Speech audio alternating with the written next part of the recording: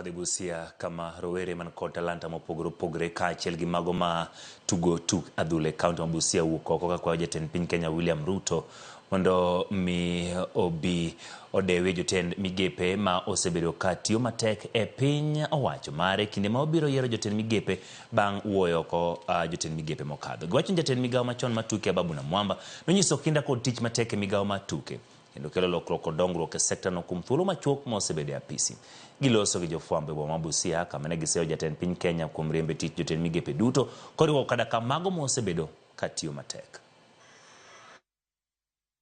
Lipot motenore kod mano mabende ne otimre gwenge mag Busia obiro kelo ni mana e kinde manok kende en mana bende koro gesani waiko mondo mi ochopni. Kata kamano pod wabodhi nyime ka jotelo mawuok e kaunti ma Trans Nzoia owuok oko mariwore gi rowere ma ka gikwayo piny owacho mamalo mondo mi okonygi yudo pande mag yango ni mono giyudo tije.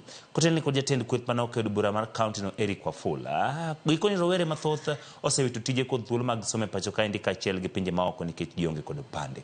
Kwa piny owacho mondo okonygi duoko kwan mar rowera maonge tich e yor chiwo pande.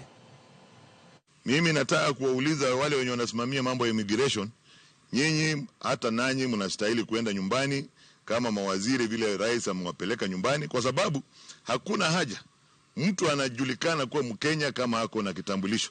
Sasa hawa vijana ukiangalia wamemaliza shule. Matarajio yao wakimaliza shule walikuwa wanatarajia mtu akitoka shule tu kitu yenye inafuatia ni yeye kupata kitambulisho.